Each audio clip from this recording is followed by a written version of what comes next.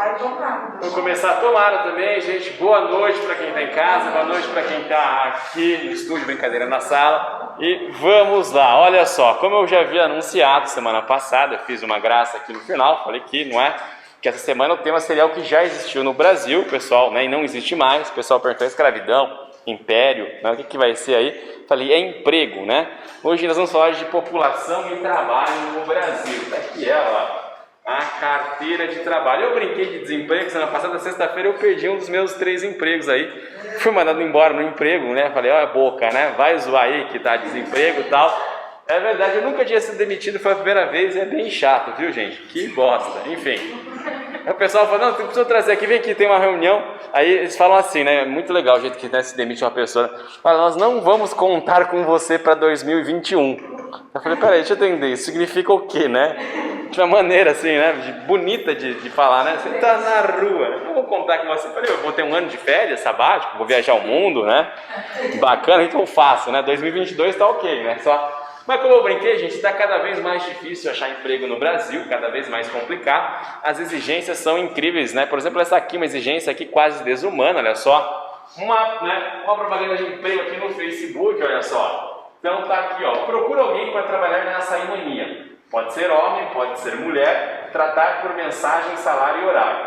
Requisito, tem que odiar açaí. O outro funcionário foi demitido porque estava comendo todo o nosso estoque. Agora só queremos pessoas que não gostem, né? Como você vai achar alguém que não gosta de açaí, gente? Coisa maravilhosa. Se alguém falar que açaí tem gosto de terra aqui, eu faço ir ali fora e comer um pouco de terra para comparar, né? Que açaí é eu gosto mais do açaí original, mesmo paraense, tá? Sem esse tanto de açúcar. Inclusive lá se come açaí com farofa e peixe frito, né?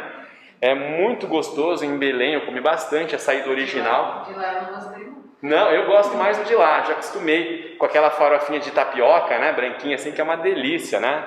E aí tem gente que põe um pouco de mel, quem tá mais acostumado. Eu acho daqui muito doce esse hoje com xarope de guaraná, né? Aquele que tem uns que tem aroma de sal de banana também fica estranho. Mas enfim, vamos lá falar de emprego, gente. Para entender, né, a questão da população que trabalha, a gente tem que começar falando da pia. Mas o que é a pia, professor? Né? O que está na pia? Ah, a escova de dente, sempre tem essa piada. Mas não, ó. PIA aqui no caso é população em idade ativa, né? População em idade ativa, né? O que seria a população em idade ativa? Aquela população que tem idade apta a trabalhar, ou seja, a população que tem aí 15 anos ou mais, então, né, que tem idade apta a trabalhar aí a PIA, né?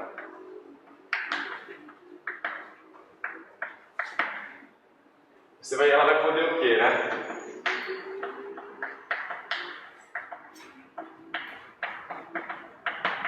Essa população, né? Ela pode exercer aí uma atividade devido à idade. Ele tem idade para trabalhar. Aqui, por exemplo, todos nós estamos na PIA, na verdade. Nós temos idade para estar no mercado de trabalho. Hoje a maior parte dos brasileiros, né? O Brasil está vivendo essa transição demográfica, então a maior parte da população, dados de 2013, 156 milhões de brasileiros, hoje chega a quase 170 milhões de brasileiros em idade ativa. Acontece que, dentro da PIA, se eu analisar melhor, olha só esse esquema, eu tenho a PIA, que é a idade apta a trabalhar, mas eu tenho a PEA. O que é a PEA, pessoal? Tá? Que vem aqui, que está na PIA, né? O que seria... Nossa, ficou torta essa seta, hein? Ela está mais bonitinha. O que é a PEA? A PEA é a população economicamente ativa.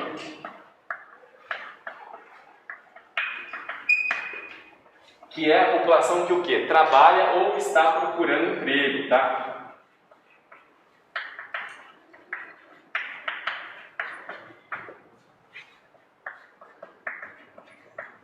Então, o que acontece? Dentro da PEA, para aquela população que ou está trabalhando, exercendo uma função aí, não é, remunerada, ou está procurando emprego. Então, olha só.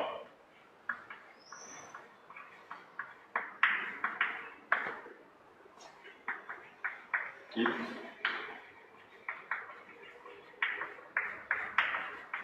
Trabalha ou está procurando emprego.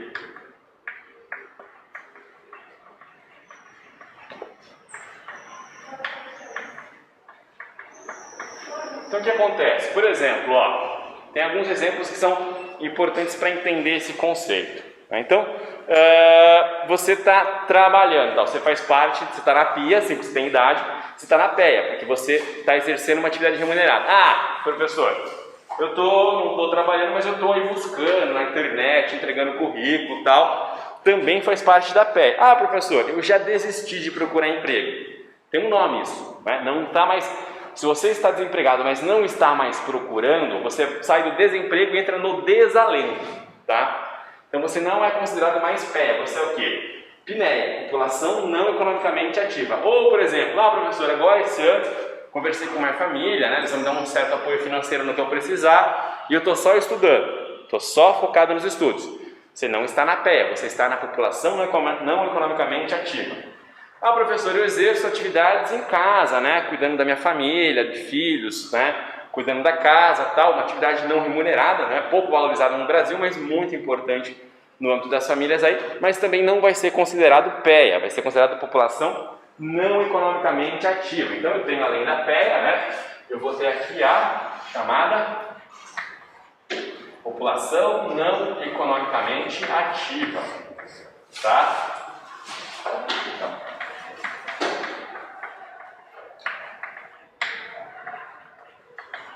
Não.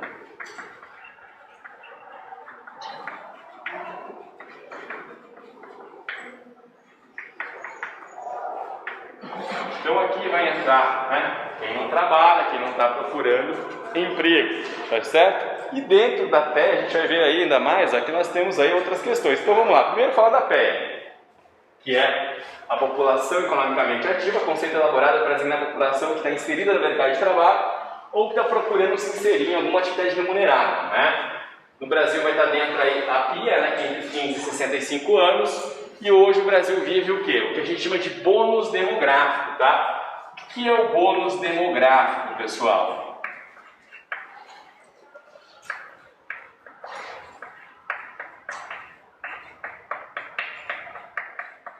Bônus demográfico é quando a maior parte da população do país está dentro da PEA, ou seja, a maior parte da população está apta a trabalhar, a produzir, a gerar renda, a gerar empregos, né, a gerar PIB para o país. Então, o que acontece? O bônus demográfico é quando a maior parte da população está na PEA, tá?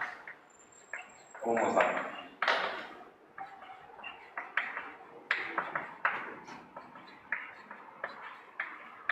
Vou abreviar aqui a população, tá? Na PEA. Então, isso é o bônus demográfico, é um momento normalmente que os países apresentam um crescimento econômico.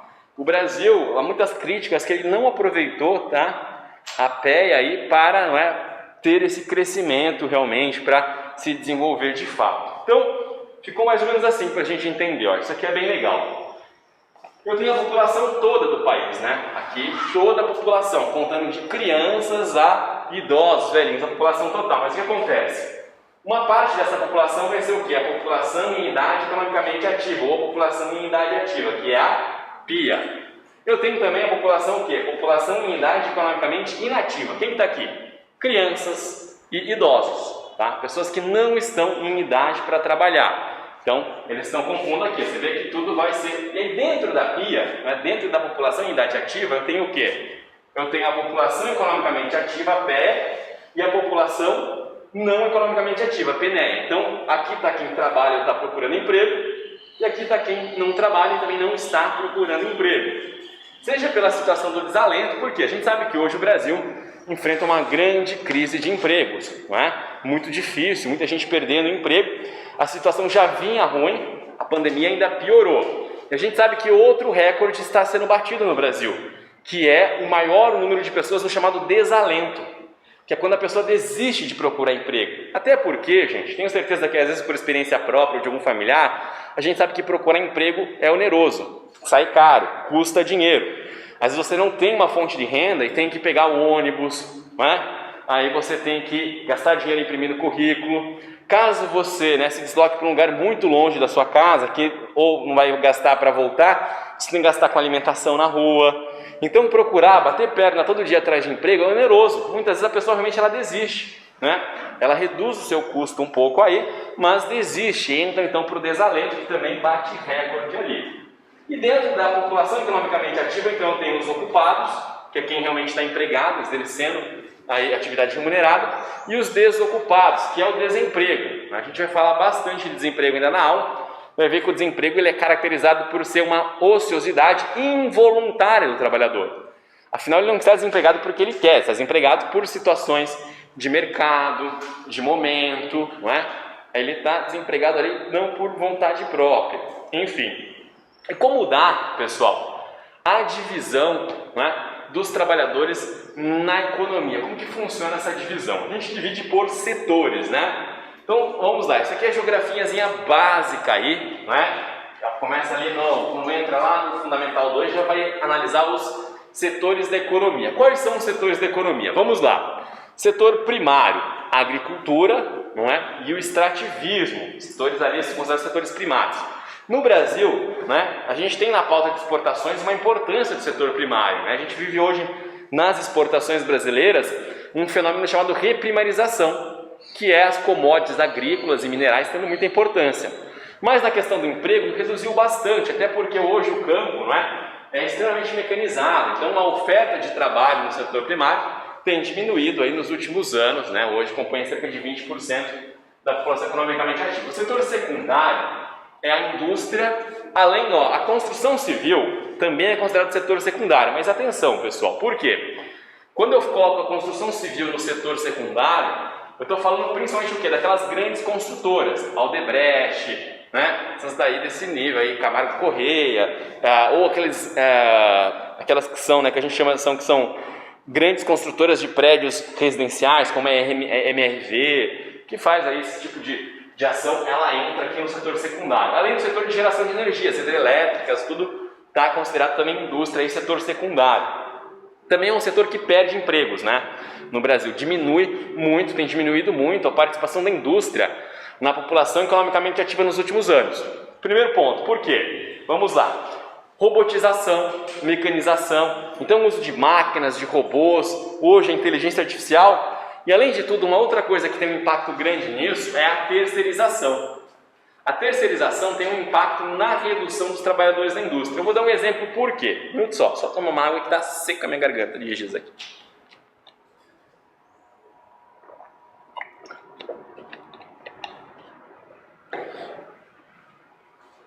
Gente, por que diminuiu o número de trabalhadores aqui na indústria, né, pela terceirização? Vamos imaginar o seguinte. Uma grande indústria nos anos 90 aqui na região, ela teria lá o porteiro, era contratado pela indústria, então ele era porteiro daquela indústria, não é? A pessoa que trabalhava ali, não é, na conservação, na manutenção, não é? Por exemplo, na limpeza, o setor de limpeza, as funcionárias que a gente chama de conservação, eles dão vários nomes aí, né? Mas a parte de limpeza da indústria, também eram contratados da indústria, então saía, né, nos dados do IBGE como trabalhadores da indústria. O segurança que tomava conta lá da fábrica à noite, ali ficava nos entornos, também era um contratado dessa fábrica. O que acontece? Com a terceirização, aquele trabalhador da portaria, ele não era mais funcionário da empresa, ele é funcionário de uma empresa de serviços, setor terciário, que o quê? Presta um serviço para a indústria, né? Terceiriza o quê? Mão de obra para aquela função. A limpeza também foi terceirizada por uma outra empresa de serviços de limpeza. A segurança terceirizada por uma empresa de segurança. E agora atenção, por quê? Foi aprovado, aquela lei da terceirização, porque antes, o que era permitido a terceirização? Atividade meio. Por exemplo, por quê? Vou dar um exemplo, imagine que é uma siderúrgica lá, que faz alumínio, né? Qual que é a atividade fim dessa empresa? Fabricar alumínio. Então, portaria, quem trabalha na portaria é atividade fim? Não, né? É uma função. Limpeza também não. Mas antes, o que acontece? Os trabalhadores mesmo que trabalham lá na sala forno, né, mexendo na bauxita, que operam as máquinas, eles não podiam ser terceirizados. Agora, com a lei da terceirização, a atividade fim pode ser terceirizada. Então, a empresa pode terceirizar todas as atividades. E a gente sabe que, professor, qual o problema? Tal, você é contra? Olha, os estudos indicam que o terceirizado normalmente ganha menos, tem menos estabilidade, há uma rotatividade maior, então ele é demitido de tempo em tempo. Eles estão menos seguros, eles sofrem mais acidentes de trabalho e diminui o vínculo. E outra coisa, uma empresa grande, ela vai terceirizando por quê? Diminui o que ela paga ali de participação nos lucros, os ganhos são menores. Então, a terceirização, de certa maneira, é uma precarização do trabalho. E ela tem um certo impacto na redução do setor secundário nos últimos anos.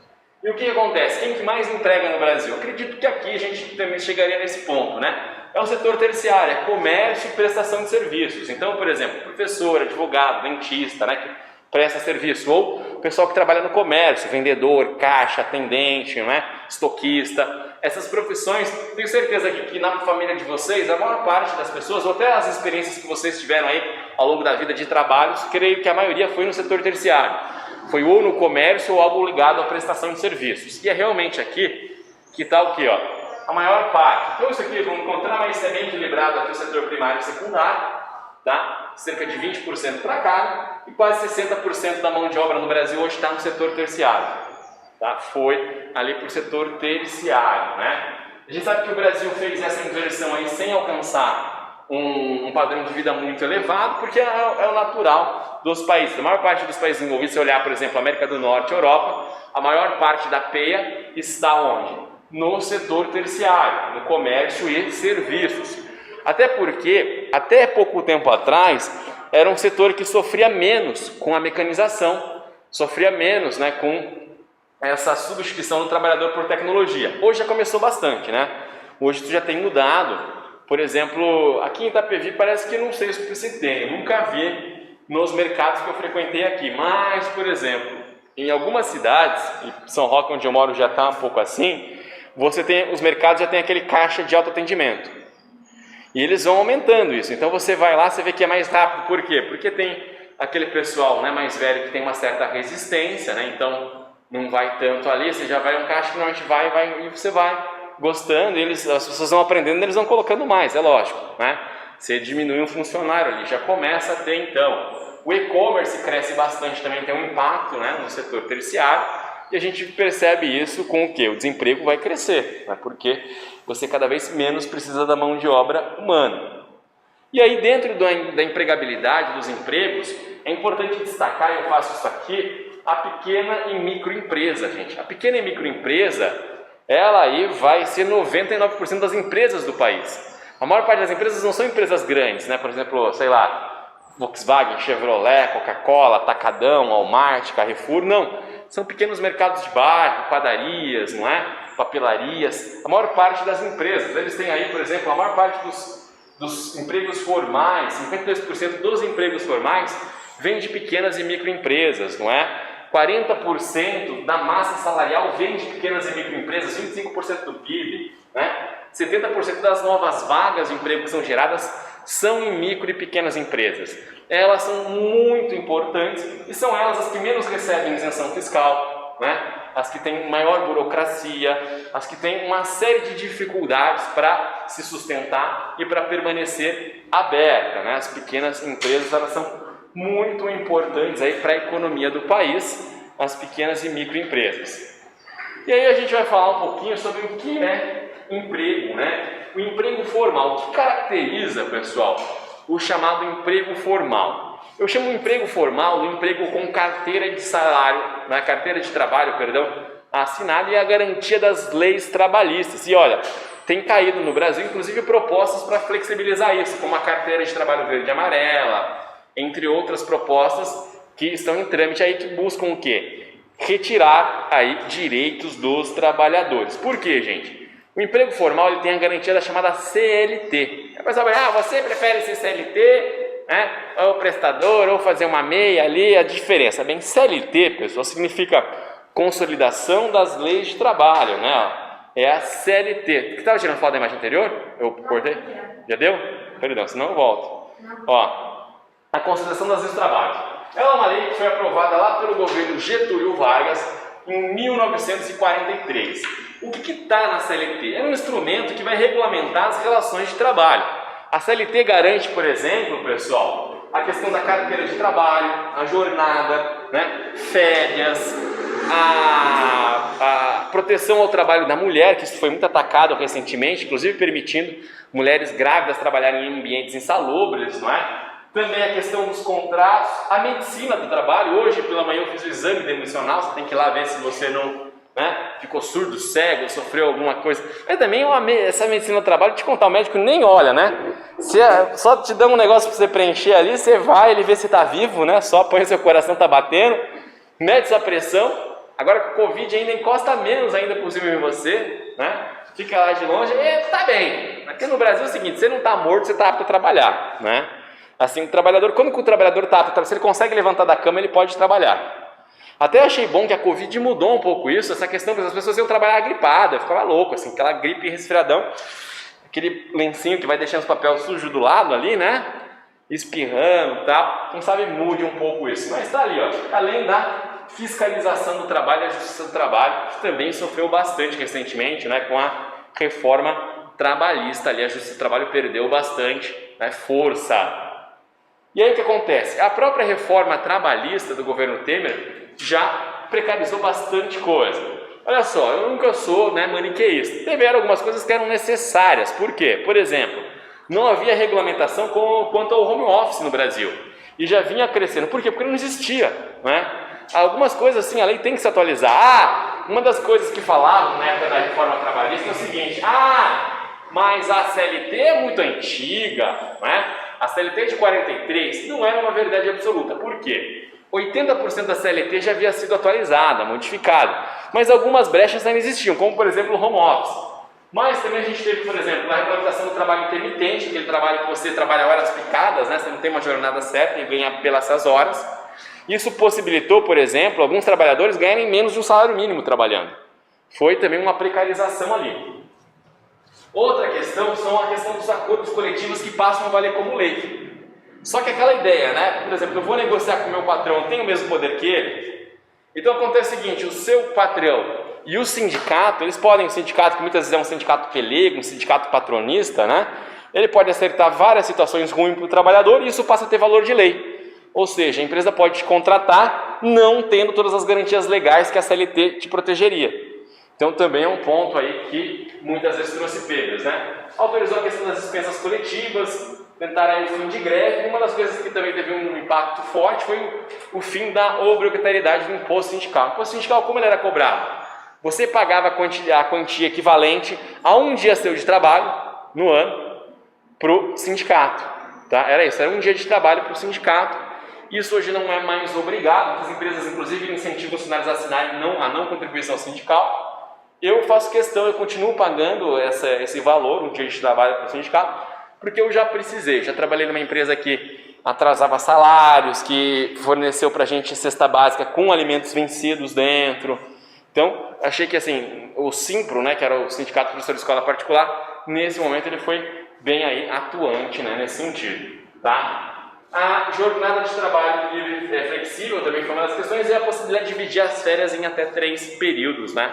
Ali não sendo menor que 10 dias, também foi uma questão aí da reforma trabalhista, entendeu? Então eu até brincava ali, né, da ponte para o futuro, mas houve um enfraquecimento aí da questão. E aí o que acontece, gente? Enfraquecimento das leis, crise, desemprego elevado. O que vai ser fortalecido com essa situação? O que cresce? A gente, deixa eu nem falar, tenho certeza que vocês percebem isso no dia a dia, andando por aqui ou até de pessoas no nosso convívio, né? Eu tenho muita gente que trabalhava, era caixa de farmácia, hoje ela está vendendo bolo de pote na rua, não é? Ou que está aí tentando a informalidade, quando, né, o trabalhador não está garantido sobre a legislação trabalhista, ou seja, o trabalho sem carteira de trabalho assinada. A informalidade, ela não atinge só trabalhadores. A informalidade ela atinge trabalhadores e empresas, porque algumas empresas trabalham também na informalidade. Elas não passaram por toda a burocracia que é de abrir uma empresa. Então o cara lá começa a funcionar, mas não conseguiu ainda, né, todos os alvarás, toda a burocracia que realmente demora e é muito caro abrir uma empresa, não é? Então as pessoas ficam nessa informalidade, aí tem a questão das apreensões, não é? Por quê, gente? A informalidade, ela é ruim para o trabalhador, ele não tem proteção. Por exemplo, caso ele sofra um acidente no trabalho e precise, né, ficar afastado pelo INSS, recebendo ali, ele não pode.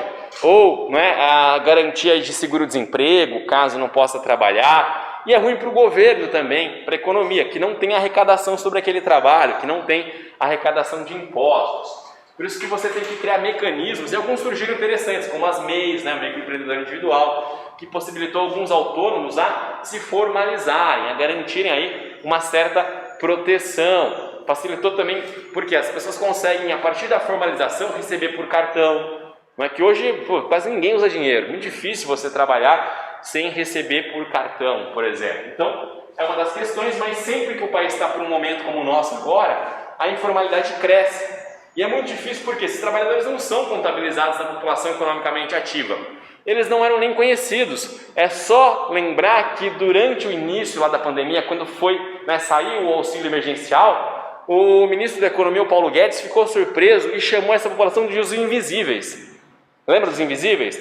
Eles não sabiam que tanta gente receberia o auxílio emergencial. Por quê? Porque eles não tinham conhecimento de quanto de gente estava na informalidade, né? Eles não estavam nas estatísticas oficiais, eles eram, portanto, invisíveis lá, segundo o Paulo Guedes, né? E aí eu vou chamar... Eles achavam até que o desemprego tinha diminuído, mas na verdade é o setor informal que aumentou. Duas coisas que eles não sacaram. Primeiro que assim, quando o desemprego diminuiu, por quê? É considerado desempregado pelo IBGE quem está trabalhando ou procurando emprego. E aquela situação que eu coloquei para vocês, do desalento aumentar, ou seja... Gente, as pessoas estavam há tanto tempo desempregadas que elas desistiram de procurar emprego. Então, conforme ele falou, o desemprego deu uma recuada, mas essa recuada foi toda para o desalento. A gente estava com 13 milhões de desempregados e quase 7 milhões de pessoas no desalento. Um recorde sem precedentes na história do Brasil. Por quê, gente? Foi aquilo que eu mostrei. Procurar emprego gasta dinheiro. E a pessoa está num momento com tão pouco recurso, né? Às vezes tem de favor vivendo, a mãe tem ajudado, ou tem uma pessoa, o cônjuge está trabalhando ainda, mas tem todo o custo da casa, as pessoas seguram um pouco ali, né? E deixam de procurar emprego. Não tem perspectiva de conseguir, está difícil, e todo dia que você sai procurar emprego, você está gastando com condução, com alimentação. Então o desalento, explodiu. Foi uma das questões. E a informalidade também cresceu muito, né? Só que olha só que interessante, as pessoas que estão na informalidade, a maior parte delas, 58%, gostariam de estar formadas. Tem gente que não, até gosta, não da informalidade, mas dessa ideia de ser seu próprio patrão. Hoje em dia se vende muito essa ideia. Eu vou chamar a atenção para vocês para um outro assunto importante, tá? Nós vamos falar agora, eu vou acrescentar um assunto que eu acho que pode ser que caia no Enem vestibulares esse ano, que é um termo chamado de uberização do trabalho, tá? O que seria isso lá? Uberização do trabalho.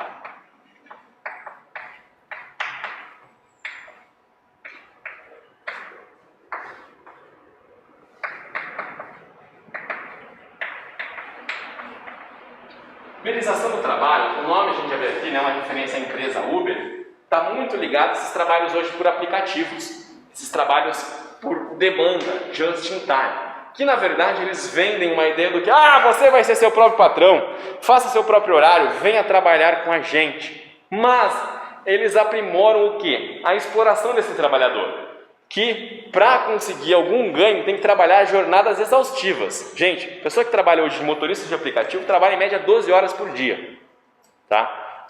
Tem um amigo meu que ele ficou trabalhando ano passado na Uber e via isso, eu tinha que trabalhar muitas horas para ter algum retorno, né? Então a jornada exaustiva, eles têm muitas vezes, né? Assim, todo custo, todo risco é transferido para o trabalhador, né? A Uber não é dona do carro, não se responsabiliza por roubo, não se responsabiliza por nada que aconteça de acidente com o trabalhador, mas ela morde uma quantia muito grande ali das corridas, não é? Então você tem essa questão. Uma outra questão que pega muito dentro desse mundo da uberização do trabalho é a gamificação desse trabalho. O que é a gamificação? Eles criam certos mecanismos, certos gatilhos para forçar esse trabalhador a ter uma jornada muito longa. Por exemplo, os motoristas, os boys que fazem as entregas desses aplicativos. Tem aquela questão, quanto mais ele faz, mais aumenta o ganho dele. Então se ele bate uma média, sei lá, de 20 entregas, ele sobe um pouco, né? Tem prêmio, tem presentinho. O que acontece? Qual o problema disso, professor? O problema é que isso faz o cara trabalhar mais e mais, às vezes correr, né? Se colocar em risco. Quando traz uma premiação para entrega rápida, o que eles estão querendo? Que esse cara corra. Mas quando ele sofre um acidente, todo o custo vai para o Estado, que banca o SUS, o atendimento, né? Que banca tudo. Então, exatamente, o que eles fazem? Eles ficam com os lucros e transferem os riscos. É exatamente isso que essas empresas... Por isso que no mundo inteiro, só no Brasil nada. Canadá está dando treta a isso. A Califórnia acabou de votar, infelizmente a população votou que não, mas eles colocaram na votação, junto com essa eleição agora, Trump ou Biden, a Califórnia votou se os motoristas tinham vínculos com a Uber. Havia uma pressão lá, a população decidiu que não. Eu discordo, acho que tem sim vínculo empregatício, deveria ter uma certa proteção. Até porque cada vez, no começo, quando começou esse aplicativo, eles praticaram algo chamado dumping. O que é dumping? Dumping é quando uma empresa coloca o preço muito baixo para ganhar das outras. Então a corrida era muito barata, todo mundo baixou, todo mundo mudou, e eles pagavam bem os motoristas, para conseguir ter bastante motorista. Para as pessoas, eu conheço pessoas que largaram o emprego formal para virar motorista de Uber, porque no começo trazia, né, um certo dinheiro, um certo rendimento. Só que conforme os anos foram passando, foi pagando cada vez menos, tá? E a corrida também subiu um pouco para a população de maneira em geral, né? Ficou um pouquinho mais caro. Então você tem, mas olha gente, o nome uberização, quem usa muito isso é um professor da Unicamp chamado Ricardo Abramovay, tá? Ele trabalha bastante esse tema, mas não é só Uber, tem tudo hoje, tem professor, tem aplicativo de aula particular, tá? O professor vai até a casa do aluno com material, ele vai lá, tem aplicativo de goleiro, tem um que é goleiro, é difícil o pessoal que joga bola, society, amigos, assim, nunca tem alguém para daí você chama, paga lá, o goleiro vai e joga para você. Tem aplicativo de tudo, né? Só que os mais populares hoje são o quê? Esses aplicativos de viagem, de carro, né? E de entrega de comida. Tanto, por que eu falei que esse tema é importante, gente? A gente sabe que esse tema, ele ficou muito em evidência agora com a pandemia. A gente teve aquela greve dos entregadores, teve aquele caso do entregador que sofreu racismo também, chamou muito isso, né? O cara estava trabalhando de máscara, o cara veio e fez aquilo pra ele, não sei o que lá, um gordão que só coçava o pinto, velho. Não sei o que aquele gordão, tava com uma sarna no saco, aquele cara. Vocês viram o vídeo? O cara ficava assim, ó, falando com o menino e coçando lá. Eu falei, esse cara precisa primeiro tratar esse problema que ele tá. Deve ser aí algum fungo ali, alguma coisa ali, né? E depois ver essa situação do cara, né? Extremamente escroto, ridículo ali. Depois foi dizer que tinha problemas psicológicos. A família nessa daí. Mas, né, o cara tava lá sendo extremamente grosseiro e foi ridículo, né? Depois o motoboy ainda foi muito... Deu bastante entrevista, né? Repercutiu bastante para ele. Acho que era Matheus, né, o nome, se não me engano. Os dois chamavam Matheus, se não me engano. Mas aí vem, e aí, gente, o seguinte, ó. Indicando aqui para vocês. Para buscar um pouquinho mais sobre esse tema, a gente tem um vídeo lá, meu, do portal Infiném, tá? No YouTube, ó. Tem lá no portal.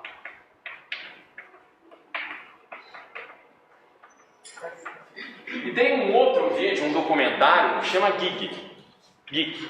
O que é gig? Gig é o termo em inglês para bico, né?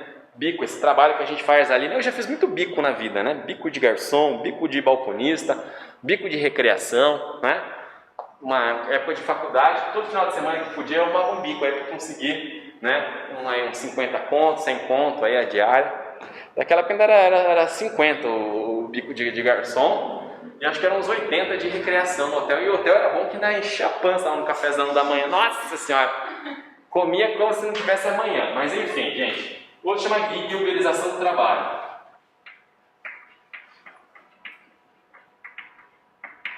Esse documentário ele não tinha no YouTube, ele tinha naquele Globoplay, sabe?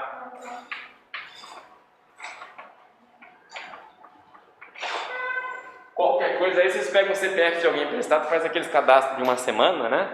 Eu já fiz isso em todos, né? Já gastei minha semana no Amazon Prime, já gastei minha semana da Globo eu tenho. Sei da... Esses trabalhos por aplicativo, na verdade, quem está ganhando não são os donos, né? Os donos da empresa, exatamente. Quem ganha... Exatamente, muito bem. Eles estão ligados a vários, né? Precarização, abuso, o que chama assim, eles acabam o quê? Eles ficam com todo o lucro e os riscos todo para o trabalhador, os custos todo para o trabalhador, o custo com combustível, o custo com... Ele só tem um programinha ali, que você tem que baixar, né, fazer a inscrição. Fora que o Uber tem várias questões, né, tem pessoa que sofre a questão de homofobia dos motoristas, que a empresa fala que combate e tal, mas tem muitos casos de incidência, principalmente transfobia com as mulheres trans, assédio, não é? Teve um caso aí, depois o cara tentou falar que a menina estava com um shortinho da Anitta, daí até a Anitta interviu, você lembra desse caso? Uma menina menor de idade, acho que a menina devia ter uns 15 anos, o motorista falando absurdos para ela também, teve isso. Eu conheço assim, tem muita mulher que tem insegurança realmente de pegar Uber, né? E tem mulheres motoristas também que sofrem um risco ali. Até tem a ver um pouco com o nosso próximo assunto aqui da aula, que é o quê? A desigualdade de gênero no mercado de trabalho. Também um assunto recorrente nas provas, né? Assuntos ligados à desigualdade de gênero têm caído bastante nos vestibulares. Por quê, gente? Olha, infelizmente no Brasil as mulheres recebem menos que os homens para exercer a mesma tarefa. O salário médio das mulheres é 75% dos salários dos homens, ou seja, elas ganham 25% a menos exercendo a mesma função. E tem outra questão complicada, elas não são favorecidas ou são até desfavorecidas quando tem alguma promoção, né? Pra vocês terem uma ideia, eu tenho gostado de alguma abordagem de alguns canais de mídia nos últimos anos com relação lá em março, no Dia da Mulher. Por quê? Porque antes eu lembro que era aquela propaganda, você tinha propaganda de panela na TV, né? Era propaganda de panela, de ferro de passar. E era sempre aquelas homenagens, a mulher rosa, você que é frágil, não sei o que lá. Agora não, estão batendo muito na desigualdade, né? Mostrando assim, pega na Semana da Mulher e mostra. E aí, neste ano eu vi bastante dados sobre isso. Por exemplo, uma questão para a gente analisar como que é essa situação no mundo, ó. Gente, se a gente pegar as 500 maiores empresas, estou falando de Apple, Microsoft, Walmart, Carrefour, Chevrolet, Volkswagen, Pfizer, Bayer, né? As 500 maiores empresas, vamos lá, das 500 maiores empresas, somente 20 tem CEO, ou seja, tem a presidência ali, o cargo mais importante, uma mulher. De 500 empresas, 20 tem mulher na presidência. Se a gente jogar isso, por exemplo, a participação política hoje, né? A maior parte do eleitorado são mulheres, 52% do eleitorado são mulheres, mas só 9% das deputadas, só 15% dos senadores. Estava vendo agora, não lembro de cabeça, mas eu vi nas prefeituras também pouquíssimas mulheres prefeitas, não é? Aqui na região, acho que nenhuma, né? Mulher prefeita aí. Você tem muito pouco nessa participação, também isso reflete uma desigualdade de gênero, até porque não vem as políticas públicas com relação a isso. Esse problema é tão grande que a ONU, em 2015-16, teve um relatório, Progresso das Mulheres no Mundo, transformar economias para realizar direitos. Por quê, gente? Olha só. Como eu falei, as mulheres ganham em média 25% a menos. Tem a questão da violência, pessoal, tá? 1 a cada 3 mulheres já foi vítima de violência. Inclusive foi algo bem chocante na semana passada. Olha só, até contar o que aconteceu comigo. Eu saí daqui da aula, até com certa pressa, queria ver o jogo do Palmeiras, né? Estava voltando para casa, assim que eu cheguei, estava na rua da minha casa já. Antes de entrar na rua de terra, no asfalto ainda, vi uma mulher com malas, bastante mala, chorando. Eu achei estranho, nunca vi ali, parei, abri o vidro, falei, tá tudo bem? Ela, posso entrar no seu carro? Falei, vem. Ela já abriu atrás, jogou as malas e entrou. Ela tinha sofrido violência doméstica e tinha conseguido, na hora que o companheiro dela foi fumar um cigarro, ela conseguiu fugir. Que ele parou de bater nela para fumar e ela conseguiu fugir. Ela pediu para eu levar ela no endereço, né? Aí depois acalmei e tal, levei um outro ponto e tal. No outro dia eu entrei em contato com a família dela, que ela não entrava, descobri um amigo, ela citou uma pessoa em comum, cidade pequena, né? Fui atrás, consegui e tal, tentar dar uma solução, mas é o que está todo dia aqui com a gente, a questão da violência. E a violência, tanto que já foi, né, tema de redação do Enem, tem uma série agora, que é Bom Dia Verônica, assisti muito legal sobre esse tema no Netflix, gostei bastante, que envolve essa questão da violência contra a mulher, né? Estava lá, o próprio portal Infoenem fez uma postagem com relação a linkando o Bom Dia Verônica com os temas da violência contra a mulher, mas tem também a questão que sofrem mais com o analfabetismo. Em alguns países as mulheres são desincentivadas a estudar, né? Tem que deixar isso. Até dar o exemplo aqui de uma outra situação de trabalho, que é a situação das empregadas domésticas, né? Que moram no trabalho muitas vezes, tem toda aquela questão da informalidade muito grande, da exploração, trabalho na escravidão. E até a indicação, não sei se quem já assistiu esse filme, é um filme muito bom, Que Horas Ela Volta, né? Que mostra um pouco dessa realidade de morar na casa da família, como se fosse da família, mas quem pega o copo d'água à noite? Quem lava toda a louça do jantar fora do horário de trabalho, né? Então, tem muito dessas situações. E outro ponto que eu levanto aqui, pessoal, a desigualdade de gênero não é igual. Mulheres pretas sofrem mais que mulheres brancas com todas essas situações. Violência, salários menores, maior desemprego, tá? Então, mesmo assim, dentro de grupos desiguais, existe desigualdade. Dentro da desigualdade, existe mais desigualdade ainda, que reflete muito nisso. E aí vem outra questão, até no ambiente de trabalho. que é a situação do assédio, da importunação sexual no ambiente de trabalho. Um outro tema bem debatido esse ano por conta da situação lá no Humor da Globo, né? O Marcos Menem, com a Calabresa, né, com a Dani Calabresa, toda essa questão dos chefes, a gente percebe que isso não está presente, né? Vários escândalos, teve do José Maia um tempo atrás, com uma maquiadora, é muito comum, mas isso acontece em todas as empresas, principalmente quando o homem está numa situação hierárquica, né, de gerente, supervisor, dono, chefe, né? E aí vem um dado triste do Brasil do último ano. Por quê? Gente, estava na rádio assistindo lá, né? Começa aquela voz do Brasil, o programa Notícias do Judiciário. E aí eles analisando uma notícia que o seguinte fato ocorreu no país: diminuiu o número, tá, pessoal, de denúncias de violência sexual no trabalho, de assédio no ambiente de trabalho.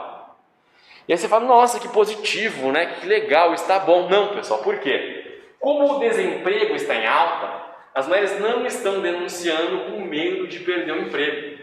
Então estão ou se esquivando, baixando a cabeça, fingindo que nada aconteceu dentro dessas situações do mercado de trabalho, por medo de desemprego. Então o desemprego diminui isso.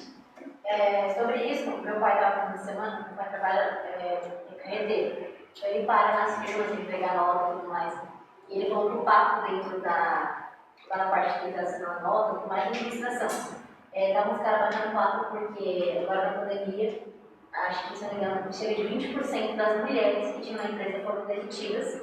E aí o apelido delas lá é farofa. Aí eu falei, por que vocês não estão chamando a mulher de farofa? Porque é acompanhamento de diretores.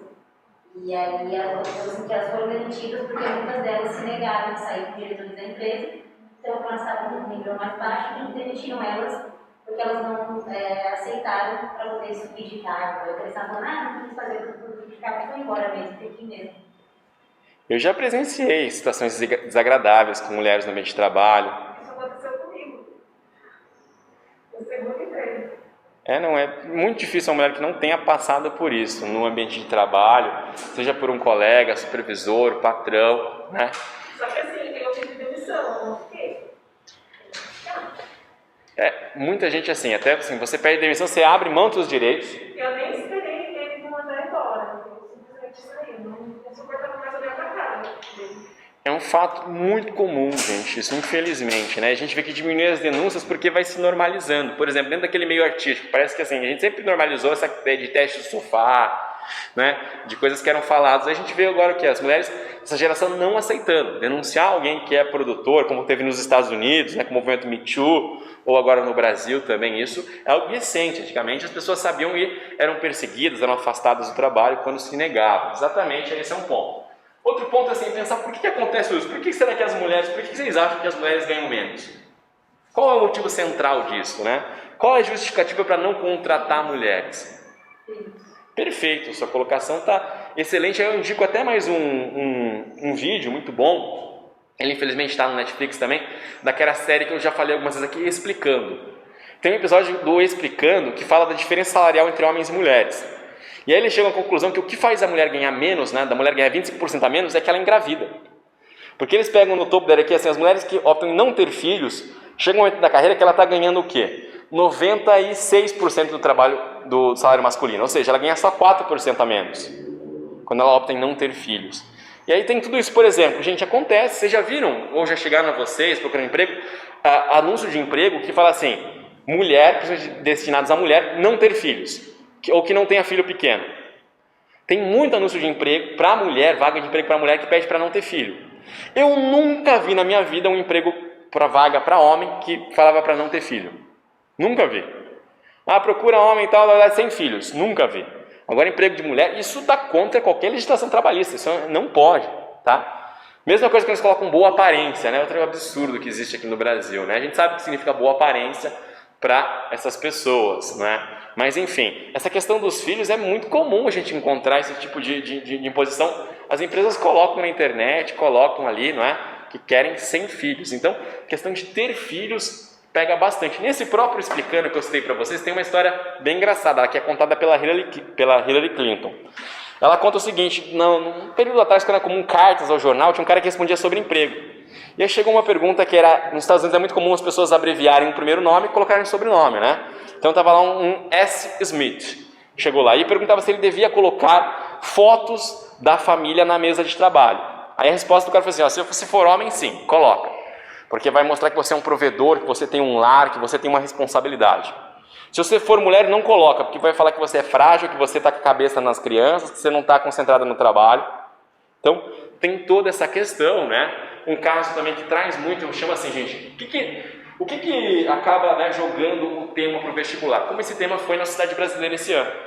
E esse tema das mulheres e filhos no trabalho entrou muito em evidência por um caso que ocorreu lá em Recife, de uma mãe que precisou levar a criança ao trabalho, aí a patroa deu uma função, ela teve que deixar então o filho com a patroa estava fazendo unha, não olhou a criança entrou sozinha no elevador, subiu no terraço do prédio, caiu lá de cima e morreu. Não, É? a patroa apertou. Ela colocou a criança no elevador e apertou, exatamente. Ela levou. Deixou. Então, é um assunto que repercutiu muito, essa questão, né, do ambiente de trabalho, das mulheres com filhos no trabalho, este ano. Então, acho que é um tema que pode aparecer, sim, nas provas, pessoal. Tá? E olha só as justificativas mais absurdas para não contratar a mulher. Primeiro, a mulher apresenta menor força física. Um país que tem a maior parte dos empregos no setor terciário, onde não há essa exigência, hoje o mundo mudou, mesmo na indústria. Não é? Até na construção civil você já tem hoje um crescimento de empregos de mulheres. Né? O meu padrasto, ele é economista de formação, trabalhava numa empresa de containers em São Paulo. Quando ele se aposentou, ele até não levou para frente esse projeto. Mas ele tinha um projeto de montar uma empresa para dar treinamento e depois empregabilidade para mulheres na construção civil, porque são mais organizadas, mais responsáveis, faltam menos, tem menos problemas aí com relação a bebidas alcoólicas, que nós falamos, e são mais caprichosas nessa parte de acabamento e tudo mais. Tem crescido hoje, né? A gente já vê as mulheres como motoristas de ônibus, de caminhão, não é? Na construção civil. Não existe mais essa de emprego de homem e emprego de mulher, não é? A oferta de mão de obra feminina é menor. Outra mentira. Hoje a maior parte da mão de obra é mulher. Tá? A gente tem a mulher querendo entrar no mercado de trabalho, querendo inserção. O que falta muitas vezes é o contrário, é a oportunidade. Aí questões culturais mesmo, aí já se assume o machismo, né? Tem cara que é isso, que acha que não vai, que não pode colocar no ambiente. E a qualificação feminina é menor. Outra mentira, gente. Na universidade hoje no Brasil, a maior parte são mulheres. Só ver aqui o cursinho, né? A gente vê nas aulas, pode ser à tarde, pode ser à noite, pode ser no online, sempre tem maioria de mulheres. Tanto no cursinho aqui como no cursinho particular, hoje as salas são de mulheres, estão estudando mais, estão se qualificando mais. Então, essas questões estão ligadas mais ao machismo do que à realidade. A sociedade brasileira é assim, machista, patriarcal, não é?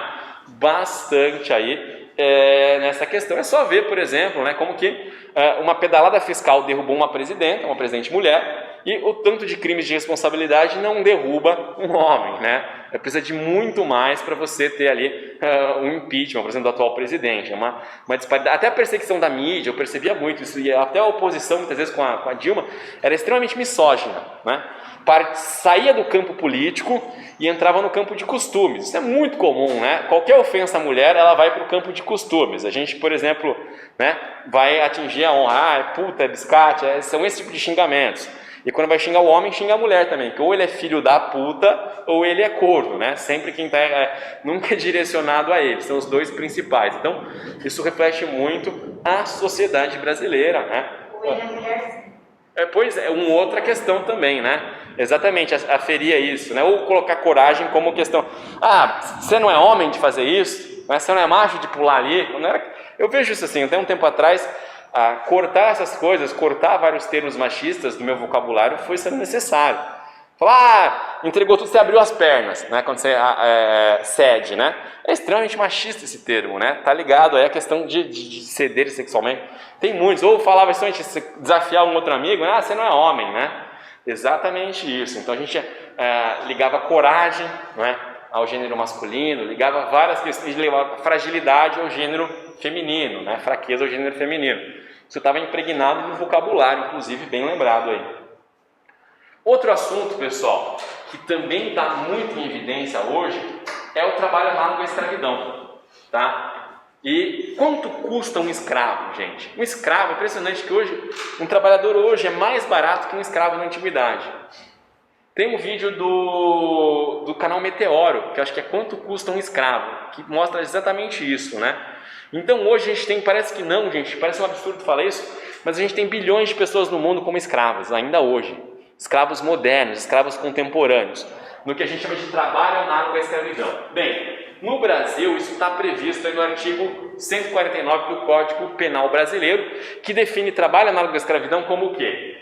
Condições degradantes de trabalho, ou seja, condições incompatíveis com a dignidade humana, ambientes insalubres, né? Pessoas em ambientes que têm ratos, comidas, mau cheiro, mau odor, gases tóxicos, toda essa situação que é muito comum hoje ao trabalhador, coloca a vida dele em risco. Jornada exaustiva, gente. Vou dar um exemplo de jornada exaustiva. No corte da cana-de-açúcar, nos boias frias, trabalho das boias frias, no corte manual, o trabalhador ganha por tonelada colhida, ou seja, em centavos. Ele trabalha muitas vezes, é comum nos canaviais, morte por exaustão. Ao final do dia a pessoa trabalhou tanto que ela morre, tá? Ela tem ali, tanto é que hoje a gente tem um problema muito grande nos canaviais, nas áreas produtoras de cana hoje no Brasil, que é, pessoal, uma epidemia do crack, do uso do crack, né? Por quê? Para compensar esse trabalho exaustivo, as pessoas fazem uso de drogas para aguentar, suportar, tanto psicologicamente como fisicamente, esse trabalho exaustivo. Então isso aqui entra também como trabalho análogo à escravidão.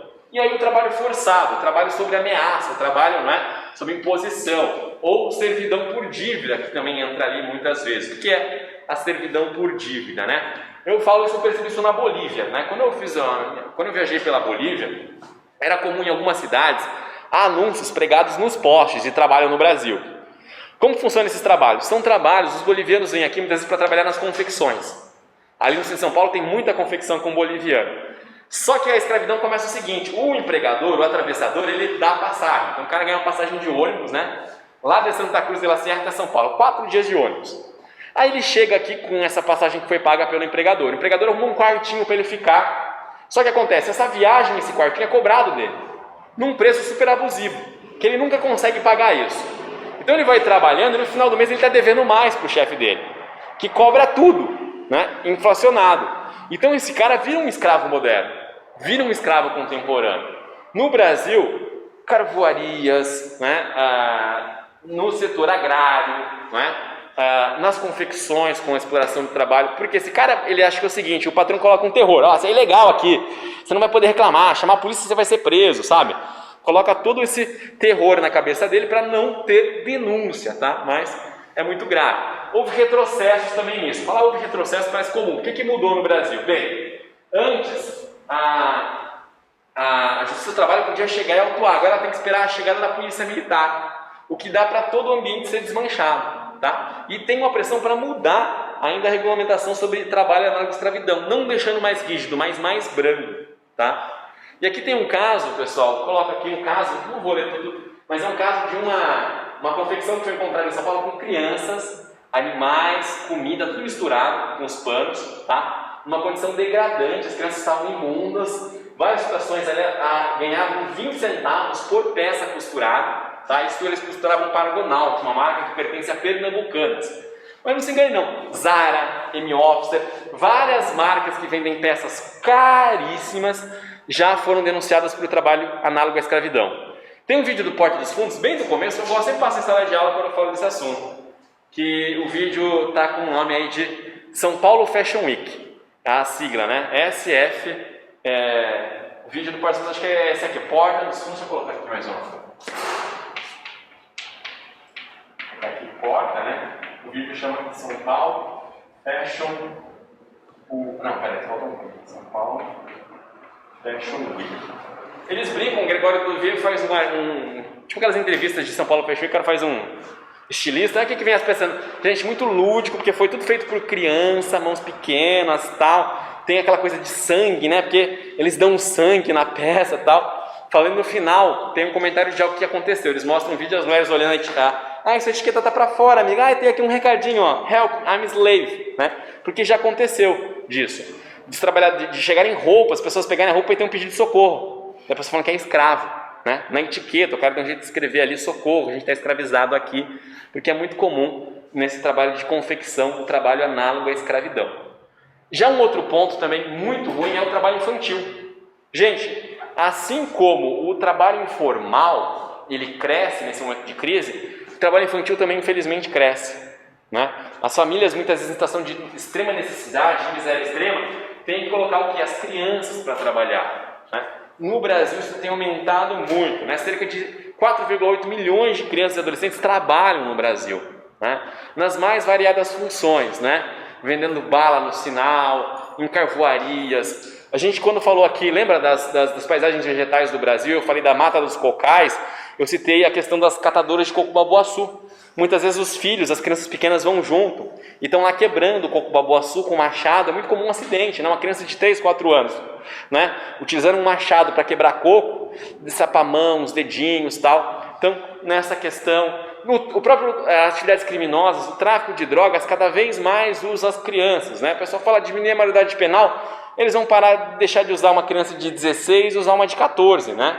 Só vai trazer crianças menores ainda para essas atividades. Então é muito drástico. Existem em todas as regiões do Brasil. Essa é coisa do Nordeste. Não, pessoal, está aqui em Itapevi, no sinal ali, né? Tá aqui na Grande São Paulo, tá em Porto Alegre, no sul do Brasil, em todo o país. E tem uma relação muito ruim, que é o quê? O trabalho infantil ele está totalmente ligado com o analfabetismo e a evasão escolar. Essas crianças elas deixam de estudar, não vão mais à escola para ter ali que trabalhar, e muitas vezes em condições degradantes, humilhantes, né? E de extrema fragilidade, ganham muito pouco. E aí vem um assunto também que eu acho que é importante para esse ano, o desemprego, né? Primeiro, o que é desemprego? Como eu já defini para vocês, eu vou colocar desemprego aqui como o quê? A ociosidade involuntária do trabalhador. Ou seja, ele está desempregado por uma condição, né, que não está aí ao seu alcance, não foi de propósito, né? Ele está precisando de um emprego, não está inserido no mercado de trabalho, mas deseja se inserir. Esse é o desempregado. Como nós vimos aí no Brasil, né, só para comparar, tem aqui do IBGE e do DIEESE. O que acontece? O IBGE sempre vai trazer um desemprego menor que o DIEESE, porque o DIEESE é ligado aos sindicatos, tá? O IBGE é ligado ao governo. Então, qual é a diferença? É a metodologia. Como assim? Vamos lá. Ó. O IBGE ele usa a chamada pesquisa mensal de empregos, que analisa a situação de emprego aberto. O que significa isso? O IBGE está desempregado quem procurou emprego aí na última semana, né? Então, o que acontece? Ó, a pessoa que não desempenhou a atividade na semana e tomou previdências para conseguir. Esse é o desemprego, tá? Segundo o IBGE. Já segundo o DIEESE, que usa pesquisa de emprego e desemprego, né? A pessoa procurou emprego nos últimos 30 dias, ela vai ser considerada. E tem uma outra coisa que entra, tá? O chamado desemprego oculto, que é o que, pessoal? É o trabalho precário, a pessoa que buscou trabalho em áreas que não eram da sua atuação, né? E até então, o desemprego oculto ele vai realizar esse trabalho precário. Por exemplo, eu sou professor, imagine que eu perco todos os meus empregos e preciso começar a trabalhar de garçom, não é? Então estou fora da minha função. Para o DIEESE eu estou desempregado, porque na verdade essa minha ocupação é só para, né, não deixar as contas atrasarem, garantir, né, pelo menos arroz e feijão em casa. Eu não estou exercendo a minha função, a minha profissão. Eu estou momentaneamente exercendo outra profissão. Então o IBGE me considera empregado, se eu estou num trabalho precário, algo temporário ali, enquanto eu não arrumo uma colocação. Então essas são as diferenças principais entre os dois. Por isso que quando você vê a notícia, normalmente do DIEESE, tá, é maior aí o desemprego, tá? Então acaba sendo considerado maior. Eu vou parar aqui porque agora a gente vai falar de desemprego, entender porque existem na verdade tipos diferentes de desempregos. Tá? O desemprego não é tudo aí a mesma história, a mesma coisa, perfeito? Então vamos lá falar um pouquinho sobre desemprego.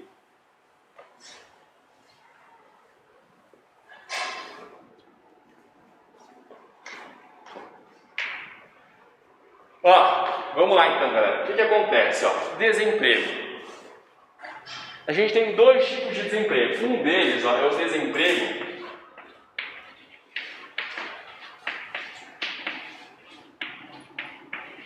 o quê? Estrutural.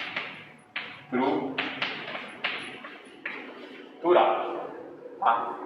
O que é o desemprego estrutural? Eu gosto de pensar o seguinte, fala assim, ó, ele mexe com a estrutura do trabalho, ou seja, aquele trabalho não volta a existir. Por quê?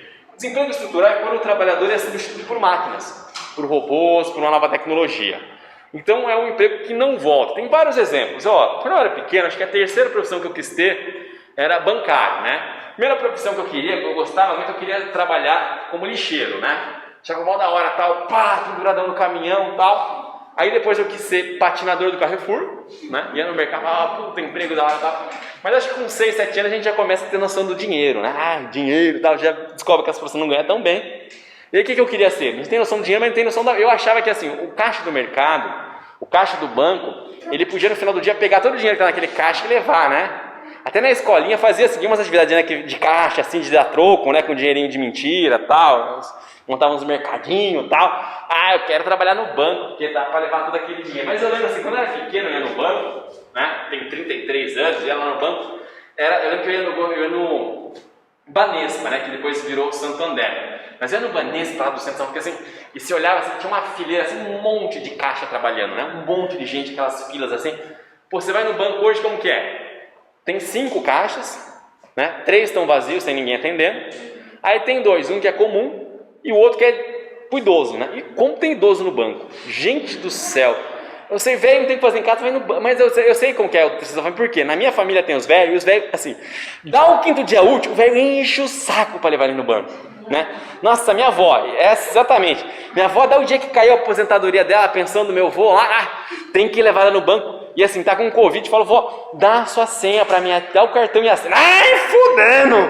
Vou dar a senha pra sua tia, vai gastar tudo com homem, não sei o quê. Mas não dá o cartão e a senha pra ninguém, né? Morre de Covid lá na fila do banco, mas não dá a senha, não confia o cartão.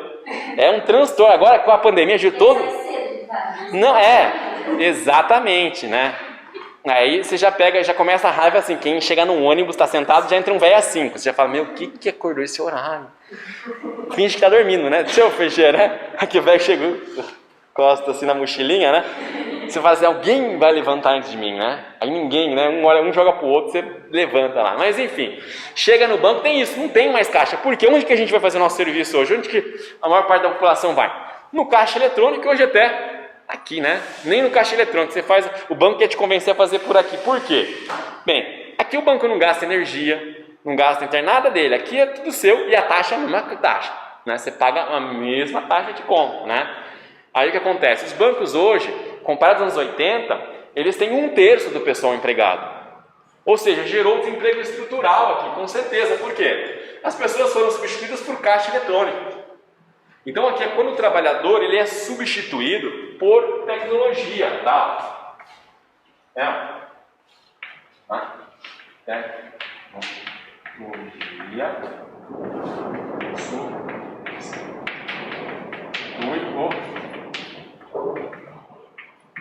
o trabalhador. Mas agora no campo digital, né? Pois é, ó pessoal, esse emprego ele não volta, tá? Ó, não volta. A tecnologia só avança, não regride. Hoje, como eu falei aqui, nos mercados já tem caixa de autoatendimento. Você vai e passa, assim, não passa, não fala com ninguém, paga no cartão ali, né, que é a maior parte dos pagamentos, e tchau. Né? Você tem hoje muitas empresas de ônibus cortando o cobrador. Você vai usar o cartão, né?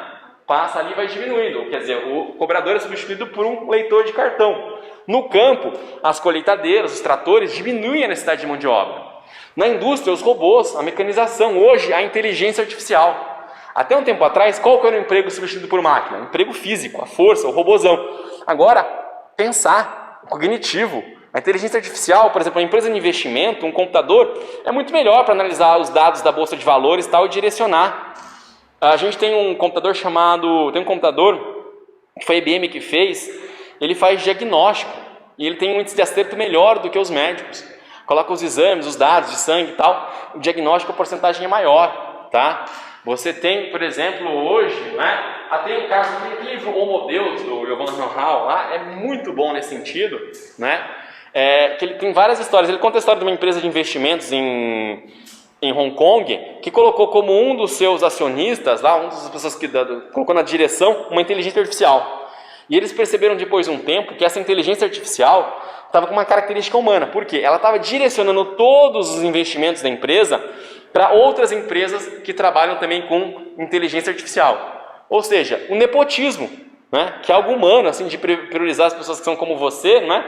A inteligência artificial estava com essa característica. Então isso aumenta o desemprego, aumenta a ociosidade do trabalho humano, né?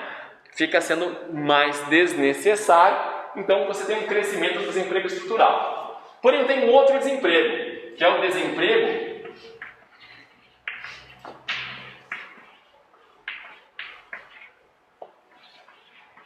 conjuntural.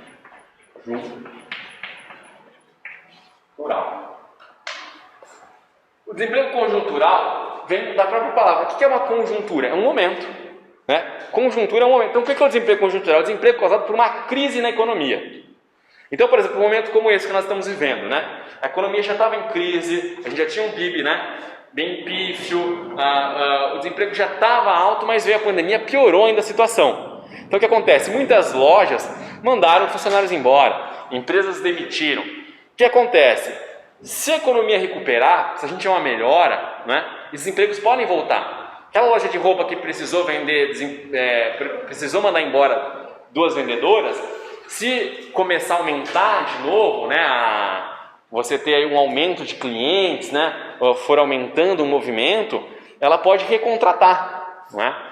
Ou, por exemplo, a economia melhora, outras empresas abrem as portas, né? Ou empresas que fechou, o dono consegue se reorganizar e abrir as portas novamente e recontratar o pessoal. Então, o desemprego conjuntural é causado por uma crise na economia, né?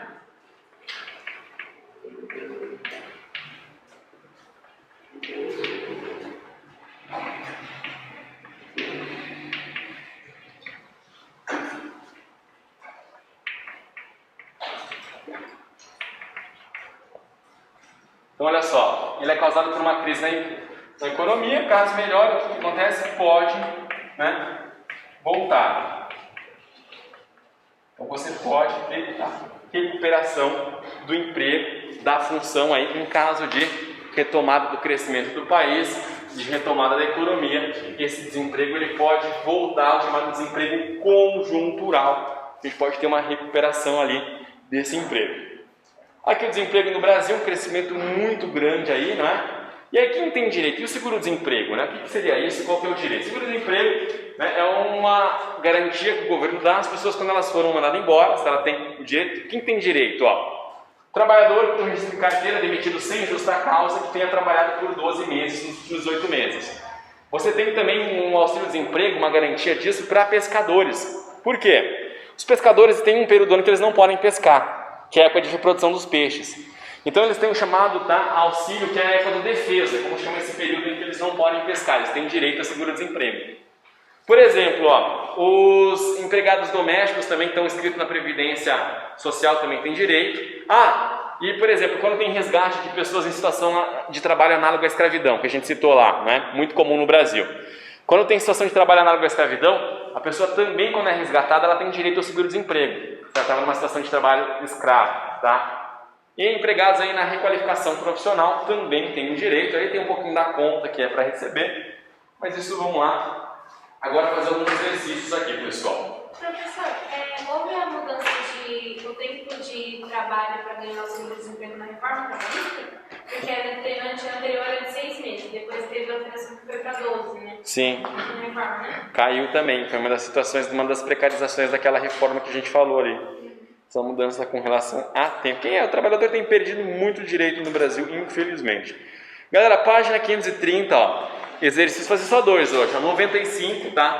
Da 530 e o 99 da 531. Sobre o que a gente trabalhou hoje aqui em sala de aula. Então, página 530, o 95.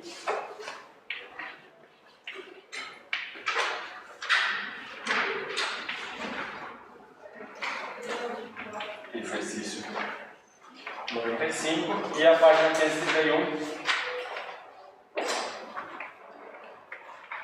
No exercício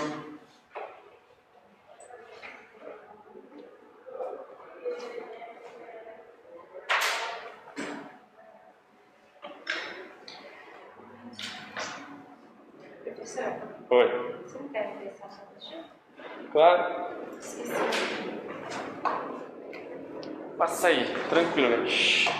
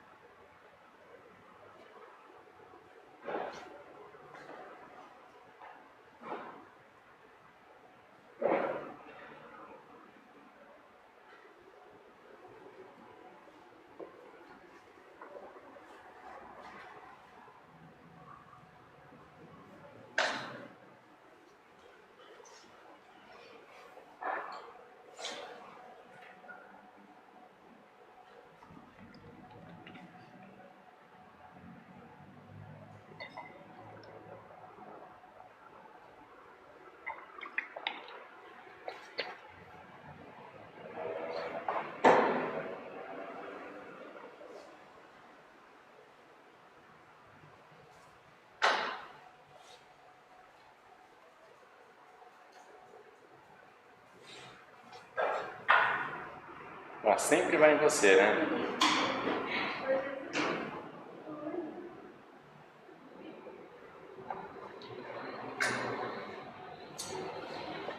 E o que vocês chamam ela? Que nome vocês chamam ela? Eu chamo ela de Helena. Tem vários nomes. Chama ela de Frida. A minha avó disse que ela tem cara de desafio. É do quê? Os nomes para Desafio, eu vou dar pra ela.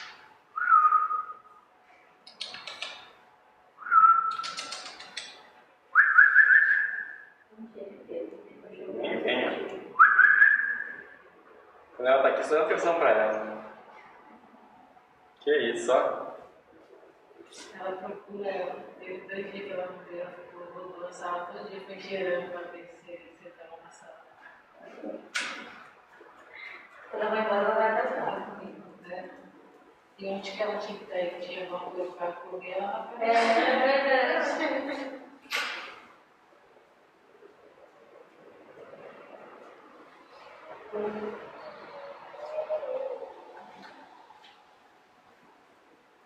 Só passeando pela sala.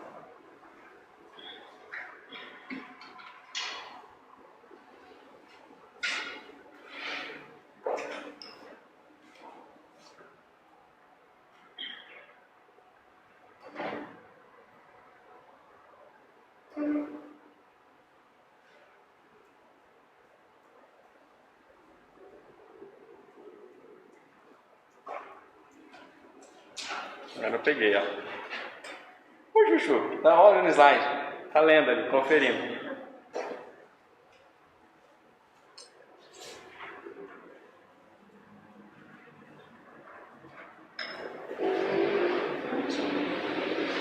Prontinho? Vamos ver se acertou. Marcou? Ah, nem marcou aqui, meu. Ah, é para marcar? Queria ver se acertar. Pode corrigir, pessoal, antes que acabe a aula aí? Marquei no meu ideia. Deu tempo? Semana que vem a gente fala de Guerra Fria, hein? Guerra Fria. Semana que vem, porque é dia 4, no dia 5. Ah, gente. Hã? Só janeiro. É, só dia 4 de janeiro, né? Daí dia 5 tem aula comigo, mas infelizmente, podia ter aí dia 22, ainda tava tranquilo. Até o dia 24 dá pra ter aula, né? Se você vir, a gente lembra. É. Aí, ó. Você quer pizza? Foi ó, louco, gente. Aí. Acabei de falar que eu fiquei desempregado, aí o pessoal fica com paixão aí, ó. Vamos lá. Assinale a afirmação correta sobre o trabalho infantil no Brasil. Tá, pessoal? E a resposta correta vai logo na A, tá? A mão de obra infantil tem sido utilizada em todas as regiões brasileiras, em várias atividades, garimpo, olarias, plantio e colheita de amendoins, cana e laranja, extrativismo vegetal, carvoarias, trabalho informal e até tráfico de drogas, não é?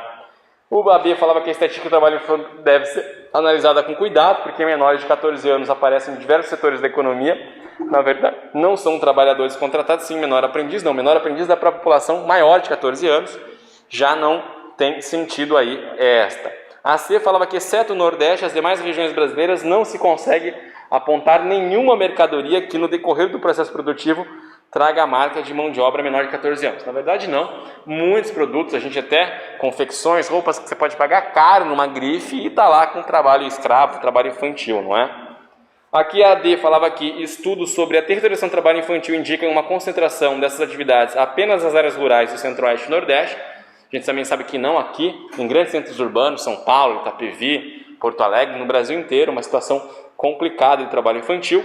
E aí trazia o seguinte, olha, a aplicação do programa de renda mínima em todo o país, que nem existiu ainda, né? É uma coisa que tem se falado muito agora, recentemente, esses programas de renda básica, de cidadania, renda mínima, né? Mas que teria eliminado aí 90% das crianças entre 9 e 13 anos que saíram do trabalho e voltaram a frequentar as aulas, que tem tido, na verdade, o oposto, né? Um abandono das aulas para o trabalho devido à crise econômica. A 99 da Universidade Estadual de Goiás, aqui em 2012, olha. Quando se analisa a população economicamente ativa de países desenvolvidos, verifica-se um elevado percentual de ativos com baixos índices de desemprego. Por outro lado, a situação dos países subdesenvolvidos apresenta uma realidade oposta, com uma considerável parcela da população dedicada ao subemprego e, portanto, ligada à economia informal, né? E aí traz o seguinte, ó, a respeito é correto afirmar que a resposta correta estava na D, tá? Na economia informal, os trabalhadores não participam do sistema tributário, não têm carteira assinada, nem acesso aos direitos trabalhistas, tá? Era essa. Olha só, a A trazia o seguinte, ó, o crescimento da economia informal nos países desenvolvidos está diretamente ligado ao processo de globalização, que gerou o desemprego estrutural. Então é o seguinte, ele fala que a economia informal nos países desenvolvidos está ligado ao processo que gerou desemprego estrutural. Você tem isso afetando, mas isso vai afetar principalmente hoje o mundo subdesenvolvido, onde está a maior parte da produção. Por quê, gente? A produção industrial ela se terceirizou, ela foi buscar países como China, Vietnã, Laos, né? Se a gente olhar nossas etiquetas, eles vêm de lá desses produtos, né? Então não é nos países desenvolvidos, essa questão é mais nos países subdesenvolvidos. A B falava o seguinte, ó, o Estatuto da Criança e Adolescente no Brasil, né? O trabalho de menores de 16 anos, mesmo na condição de aprendizes, não, né? Não proíbe menor de 18 anos. Você tem a situação de entre 14 e 16 menor aprendiz, a partir de 16 você já é considerado população economicamente ativa. Então não. O outro coloca o seguinte, os vendedores ambulantes, guardadores de carro, diaristas, entre outros, fazem parte da população economicamente ativa, pois não tem vínculo empregatício. Na verdade, eles não são contabilizados. A gente até destacou que, por exemplo, o Paulo Guedes tratou eles como os invisíveis, né? Não sabia da existência dessas populações. Por quê? Porque não tem como você contabilizar eles, você não tem nenhum tipo de recolhimento de imposto, né? Documentação, nem nada. Então, é muito difícil, né? Contabilizar aí os informais. E a D trazia... Então, era isso, né? A D era correta já, que mostra que eles não participam do sistema tributário, não contribuem, então, né, com o recolhimento de impostos e outras medidas aí quando a gente fala em trabalhador informal, tá bom, galera? Seguinte, então, ó, tem algumas referências aí que a gente deixou para você, né? Aqui o vídeo meu no portal Inferência sobre uberização, um tema interessante da aula. Existem também alguns vídeos interessantes. Tem um do portal Meteoro, do canal Meteoro, que eu acho que é Quanto Custa um Escravo, não tenho certeza do título, também interessante, sobre a escravidão, análogo à escravidão. O próprio Leonardo Sakamoto, professor de jornalismo da PUC, que trabalha com uma ONG chamada Repórter Brasil, tem muito material a respeito de trabalho análogo à escravidão também, tá? E alguns outros vídeos interessantes aí sobre justamente a questão da desigualdade de gênero no mercado de trabalho. São muitos assuntos importantes na aula de hoje, assuntos importantes até que entra com atualidades, com a redação, questão mesmo do assédio no ambiente de trabalho, né? Toda essa questão da Globo, que foi meio, talvez não dê tempo de entrar esse ano, porque foi meio recente, mas alguns vestibulares de segunda fase, lá para frente, talvez possa ter um tema também presente nas provas, tá? A gente volta aí depois de um descanso para Natal e Ano Novo, lá em janeiro, né? Falando de Guerra Fria, os últimos assuntos das aulas aí vai ser o quê? Guerra Fria, tá? E globalização, geografia rural e geografia urbana. São aí, pelo menos a gente vai chegar no Enem tendo dado conta aí dos assuntos que mais caem. A geografia física, que ganhou uma importância muito grande nos últimos anos, né?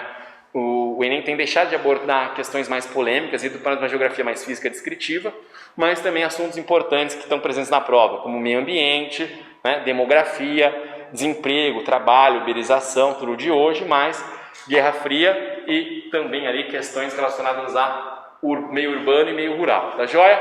Obrigadão a quem acompanhou de casa, muito obrigado pela audiência. E quem estava aqui, é sempre um prazer estar às terças à noite aqui com vocês, galera. Bom descanso aí.